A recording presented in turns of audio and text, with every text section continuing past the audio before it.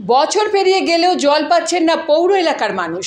জঙ্গিপুর পৌরসভার অন্তর্গত পিএইচই আন্ডারে চলছে অমৃত প্রকল্পের জলের পাইপলাইনের কাজ, অথচ ৩ বছর পেরিয়ে গেল পানীয় জল পাচ্ছে না জঙ্গিপুর পৌরসভার মানুষ। দীর্ঘ সময় পেরিয়ে যাচ্ছে, অথচ যে বাড়ি বাড়ি জল দেওয়ার কথা ছিল এখনো পর্যন্ত সেই কাজ সম্পন্ন করতে পারেনি। কবে জল পাবে জল্পনায় রয়েছে পৌরসভার মানুষ।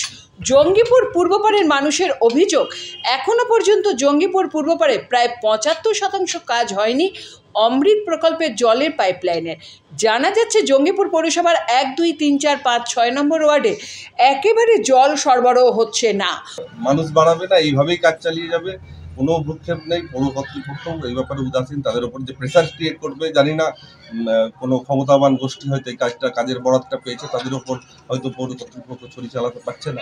সঠিকভাবে কাজ চললে পারে ১ বছর টাইম লাগবে, ১ বছরে সব কমপ্লিট হয়ে যাবে। যদি সরকারের নিয়ত থাকে কাজ করার, তাহলে ১ বছরে কমপ্লিট হবে। কিন্তু দীর্ঘ ৪-৫ বছর ধরে ওই নিয়ে বাহানা চলছে।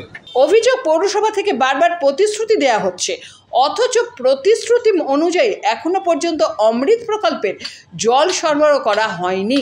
অভিযোগ, জলের পাইপলাইনের নিম্নমানের সামগ্রী দিয়ে চলছে কাজ। এমনই চিত্র ধরা পড়ল জঙ্গিপুর পৌরসভার ১২ নম্বর ওয়ার্ডে। ঠিক জঙ্গিপুর বাসস্ট্যান্ড সংলগ্ন এলাকায় গত ৩ দিন আগে সেখানে কাজ করেছিল, অথচ আজ আবার সেখানে পাইপ ফেটে জল বেরোচ্ছে।